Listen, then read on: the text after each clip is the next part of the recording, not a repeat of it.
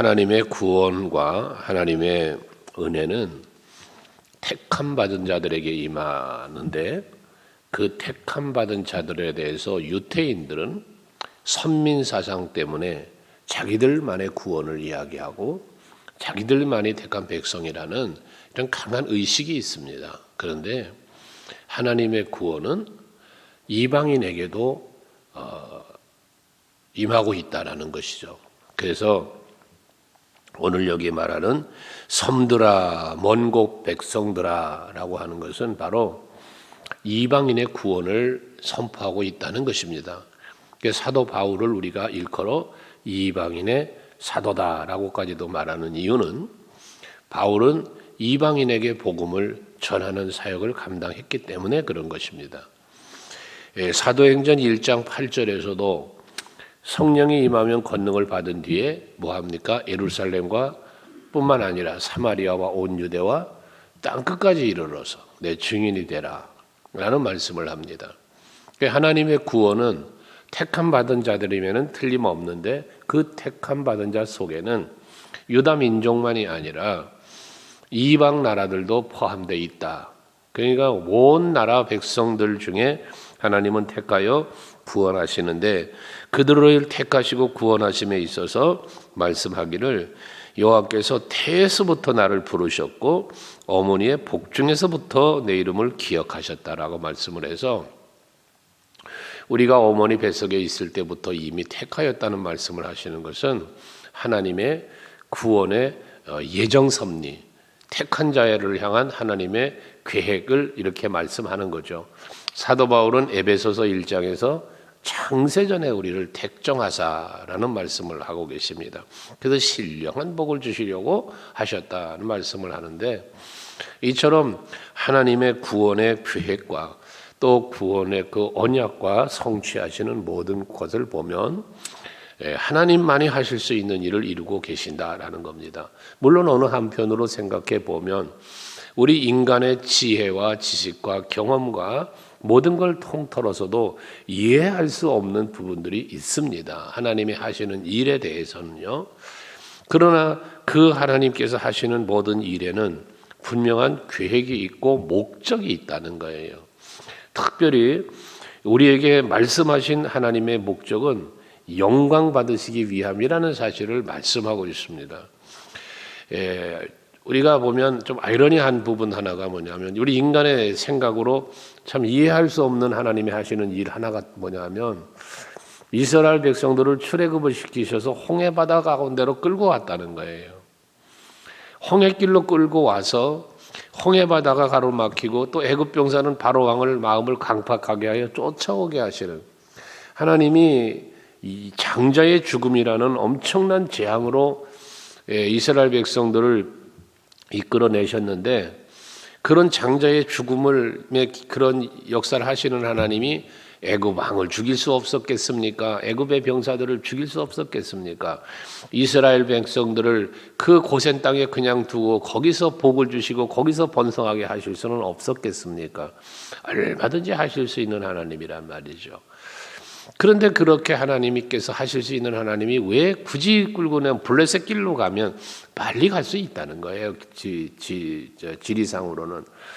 그런데 홍해바다 길로 끌고 오신 이유에 대해서 하나님 말씀하시기를, 블레셋 길로 가다가 저들과 싸움이 일어나면, 전쟁이 일어나면 백성들이 두려워서 다시 애굽으로 돌아간다고 할까봐 그리하지 않으셨다고 말씀을 해요.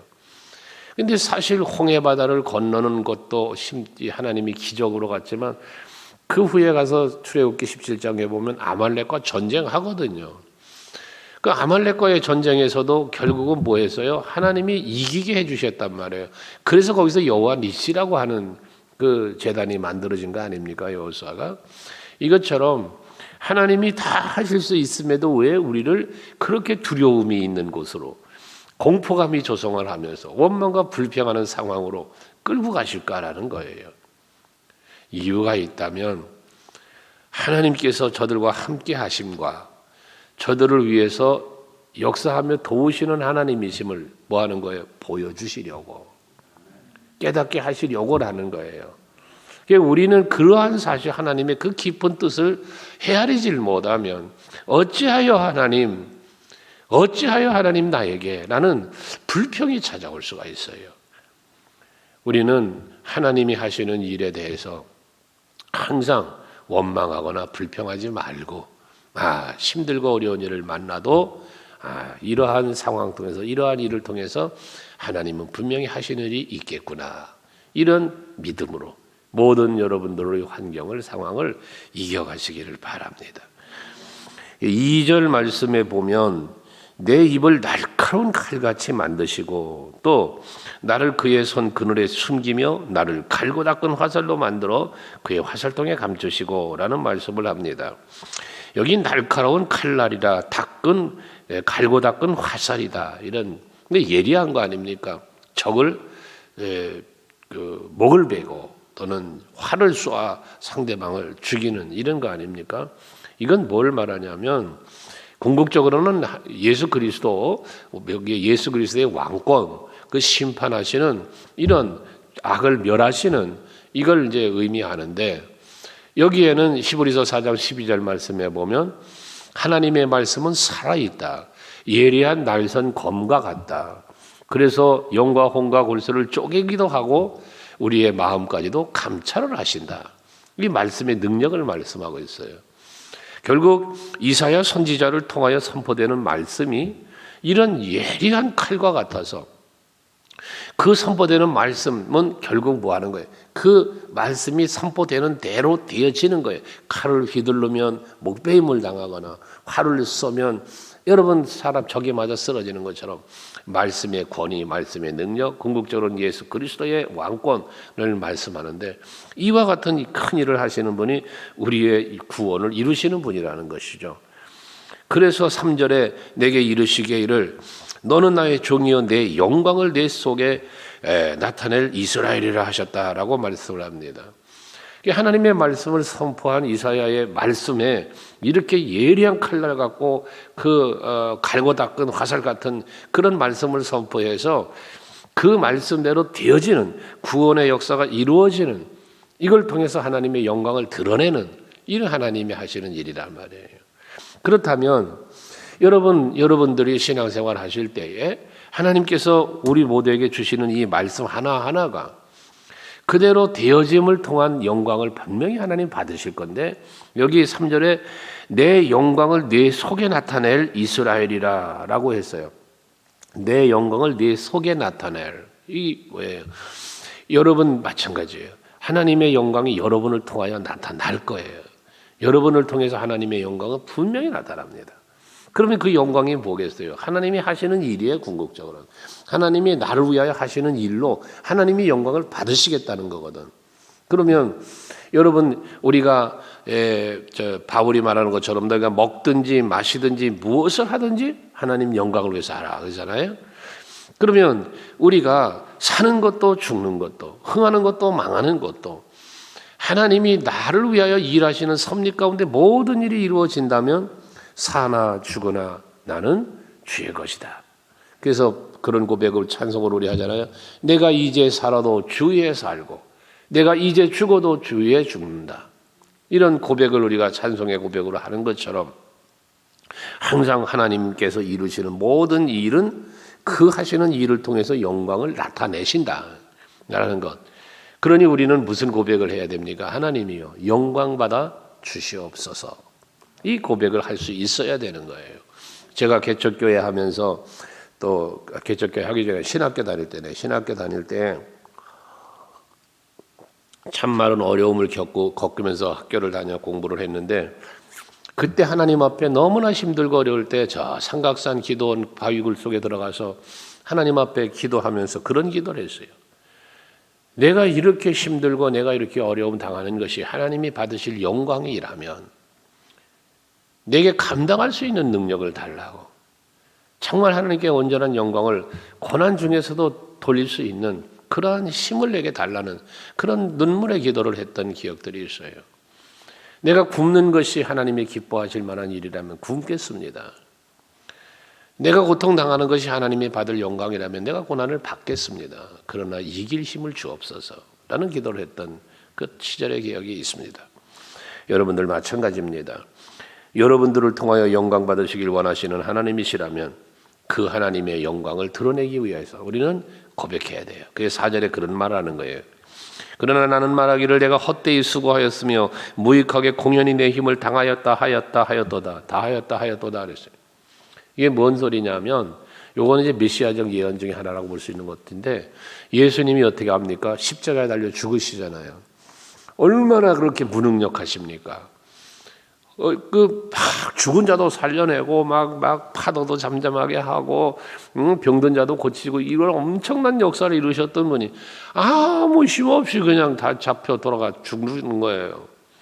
허무한 거예요. 그를 쫓던 제자들이 오죽했으면 다 버리고 도망을 갔겠어요. 도망간 제자들을 뭐라 할 게 아니라 우리가 같은 상황에 있었다면 어떻게 했을까 돌이켜보면 아마 무섭고 떨면서 다 주님 버리고 도망가지 않았을까요? 의심 많은 도마를 우리가 얘기하지만 우리는 도마와 같은 의심을 하지는 않나요? 한번 헤아려 봐야 된다고 말이죠. 중요한 것은 뭐냐 하면 그렇게 헛되게 수고했다, 무익하게 힘썼다라고 말하지만 그러나 참으로 나에 대한 판단이 여호와께 있다. 나의 보응이 나의 하나님께 있다. 이게 뭘 말합니까? 우리가 생각할 때는 끝인 것 같고 우리가 생각할 때는 아무것도 못한 것 같고 힘없는 것 같고 패한 것 같고 이런 것 같지만 그러나 하나님께서는 반드시 그 모든 고난에 그 모든 우리가 볼 때 헛된 것 같고 뭐 왜 하나님은 이렇게 나에게 라고 할 수 있는 일들이지만 그러나 하나님은 분명히 그에 합당한 보응과 하나님께서 하시는 일이 있다는 거예요. 하나님이 하시는 일. 예수님도 그렇잖아요. 십자가에 죽으셨지만 어떻게 됐어요? 다시 살아나셨잖아요. 하늘로 보란듯이 사람들이 보는 앞에 올라가셨지 않았습니까? 너희 본 것처럼 다시 오시겠다라고 하시지 않았습니까? 이게 하나님이 하시는 일입니다. 죽으면 끝인 줄 알았습니다. 예수님은 십자가에 달려 죽이면 끝나는 줄 알았습니다.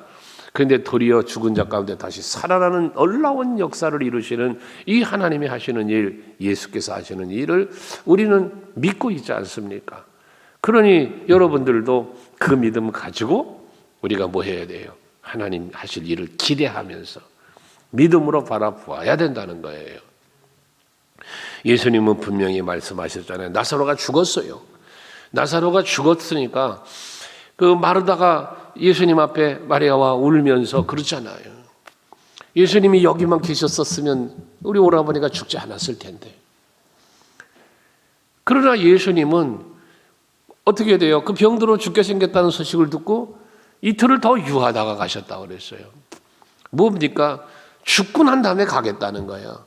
그리고 가서 예수님 하시는 말씀이 뭡니까?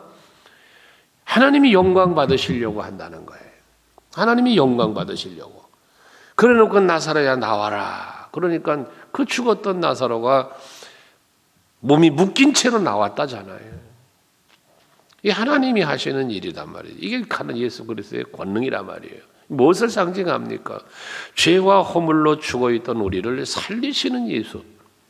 그래서 예수님 그 요한복음 11장에 말씀하잖아요. 나는 부활이요 생명이니 나를 믿는 자는 죽어도 살 거고 또 살아서 나를 믿는 자는 영원히 죽지 아니하리라 라는 이 부활의 메시지를 주신단 말이죠. 여러분들에게도 마찬가지인 것입니다. 우리가 생각할 때는 다 끝난 것 같고 다 망한 것 같고 그렇지만 하나님이 이제라도 일하시면 모든 범사가 회복되는 거예요. 모든 범사가 잘 되는 거예요. 하나님이 일하시면 되는 거예요. 그렇기 때문에 우리는 기도하는 거 아닙니까? 하나님 도와달라고. 여러분들의 기도 가운데 하나님은 일하셔서 보응하시고 응답 주시고 여러분들에게 복된 일을 이루어 주시기를 축원합니다. 그러면서 5절도 택한 자에 대한 하나님의 역사하심을 말씀하는데 말씀하기를 그는 태에서부터 또 나를 그 종으로 지으시니요 야곱을 그에게로 돌아오게 하시는 이시다고 그랬어요. 태어나는 것부터 살아가는 모든 인생 그리고 비록 포로로 잡혀갔지만 다시 회복되고 돌아오게 하시는 것도 또 이스라엘을 그에게 모으신다라고 말씀하고 이게 다 하나님이 하시는 일이거든요. 또 여호와 보시기에 영화롭게 되고 나의 하나님은 나의 힘이 되셨도다 해서 택한 백성의 구원을 위해서 큰 능력과 힘으로 역사하시는 하나님이시고 또 그 하나님의 영광을 드러내면서 하나님의 영광만 받으시는 게 아니라 우리들을 구원받은 성도를 영화롭게 한다 그랬어요. 여러분 예수 그리스도의 재림의 날에 여러분 모두 다 들림 받는 거예요. 영화로운 자리로 나아가는 거예요. 그래서 그 영화로운 면류관을 우리에게 씌워주시고 하나님의 보좌 앞에서 우리는 영원한 안식과 평강을 누리게 해주시는 거거든요. 이게 하나님이 하시는 택한 자를 위하여 하시는 일이단 말이에요. 하나님은 5절 마지막에 말하지만 나의 하나님은 나의 힘이 되셨도다. 하나님이 나에게 힘이 되어 주셨도다. 다윗도 나의 힘이신 여호와여 사랑한다는 고백하는 것처럼 이 이사야 선지자도 그렇게 하나님 말씀을 선포하지만 백성들이 그것을 따라주지 않은 안타까운 마음에 때로는 지칠 때 있고 때로는 마음이 상할 수도 있겠죠. 하지만 분명한 것은 하나님은 나에게 힘이 되주시고 하나님 보시기에 나의 이 모습은 영화로운 것이다 라는 거거든요. 여러분들이 예배하는 모습 하나님 기쁘게 받으실 거고 기도하는 여러분들의 그 간구함을 귀를 기울여서 힘이 되시는 하나님이 도와주시고 응답 주시고 은혜 베푸실 줄 믿습니다. 6절에도 마찬가지죠. 그가 이르시기를 내가 나의 종이 되어 야곱의 지파들을 일으키며 이스라엘 중에 보존된 자들을 돌아오게 할 것은 매우 쉬운 일이다. 저들을 다시 하나님께로 돌아올 수 있게 하고 포로에서 해방뿐만 아니라 여호와께로 돌아오게 하는 이 일은 매우 쉬운 것이라는 거예요. 이 이스라엘 야곱의 지파들을 이렇게 세운다. 이것도 회복이에요. 이거 쉽다는 거예요. 왜 쉽습니까? 사람의 힘으로 하는 게 아니기 때문에 나의 힘이 되시는 여호와가 하시는 일이기 때문에 이스라엘 백성 아까 출애굽 얘기했지만 홍해바다를 가르신 분이 하나님이시지 않습니까? 저들을 먹이시고 입히시고 40년 광야 생활을 하는 동안에 의복이 헤어지질 않고 발이 부르트지를 않고 그럴 수 있도록 저들을 이끌어 주셨다고 출애굽기 8장에 보면 말씀하지 않습니까? 이 하나님이 하시는 일이란 말이에요. 코로나19의 상황이 힘들고 어려워도 뭐 나라의 경제가 어렵고 나라 뭐 정치가 혼란스럽고 뭐 사회 문제 여러 가지 이야기하지만 아무리 난리 먹어질 쳐도 설에서 천이 넘어지고 만이 넘어져도 하나님을 믿고 경외하며 의지하는 사람은 하나님이 지키시고 보호하신다고 시편 91편은 말씀하지 않습니까? 여러분 하나님은 여러분을 지켜주실 거예요. 여러분을 붙잡아 주실 거예요. 그래서 내가 또 너를 이방의 빛으로 삼아 나의 구원을 베풀어도 땅끝까지 이르게 하리라. 하나님께서는 이처럼 도우시고 은혜 베푸시면서 앞에서 이 사도행전 8절 말한 것처럼 땅끝까지 이르러서 예수 전하고 하나님 말씀 전하는 그런 사명을 감당하게 해주시겠다는 거거든요. 오늘 우리 교회가 또 성도 여러분들이 땅끝은 어디입니까? 땅끝까지 이르러 그러는데 땅끝이 어디입니까? 여러분이 살아가는 삶의 현 시점이 땅끝입니다. 또 거기서 한 걸음 나가다 거기가 땅끝입니다. 결국 오늘이 우리의 땅끝입니다. 하나님께서 오늘이라도 나를 불러오시면 오늘 내가 살아가는 삶의 땅끝이잖아요. 내일이 나에게 주어진다면 내일이 나의 땅끝입니다. 그러니 우리는 그 하루하루를 살아가는 삶의 현장 속에서 오늘이 마지막이려니 오늘이 하나님 앞에 설 수 있는 날이려니 생각하며 우리는 복음 전하고 예수 전하고 하나님께 영광 돌리는 삶을 살려고 늘 순간순간을 힘써야 되는 겁니다. 7절에는 이스라엘의 후사 이스라엘의 거룩하신 여호와께서 말씀하시기를 사람에게 멸시당하는 자, 또 백성에게 미움받는 자, 관원들에게 종이 된 자에게 이같이 이른다라고 했어요. 여기 보면 멸시당하는 자, 미움받는 자, 종된 자 누굽니까? 약한 자들입니다. 때로는 소외된 자들입니다. 사람답게 살지 못하는 사람들이라고도 할 수 있습니다. 그런데 그들에게 말합니다. 이는 이스라엘의 왕들이 보고 일어서며 고관들이 경배하리니 이는 이스라엘의 거룩하시니 신실하신 여호와 그가 너를 택하였습니다. 뭐예요? 멸시당하는 사람들이, 미움을 받는 사람들이, 종된 사람들 앞에 왕들이, 고관들이 일어서고 경배한대요. 그들을 향해서. 왜 어떻게 그렇게 될 수 있습니까? 저들에게 지배를 당했고 저들에게 멸시를 당했고 저들에게 미움을 받았던 사람들인데, 그런데 도리어 저들의 왕이, 백성도 아니고 왕이, 고관들이 그 앞에서 일어서고 그 앞에 경배한다는 거예요. 왜 그렇게 되느냐? 이스라엘의 거룩하시니 신실하신 여호와가 그가 너를 택하였기 때문이라는 거예요. 여러분은 하나님의 사람입니다. 하나님의 자녀예요. 그러니 여기가 이에 대한 자긍심, 나는 하나님의 자녀라는 자존감, 이거 갖고 살자는 겁니다. 오늘도 여러분 하루를 사심에 있어서 하나님이 나의 하나님이 되시고 나에게 힘이 되주시는, 나는 그 하나님의 자녀임을 스스로 고백하시고요, 그 믿음 갖고 담대하게 그리고 힘차게 하루를 살아가시기를 바랍니다.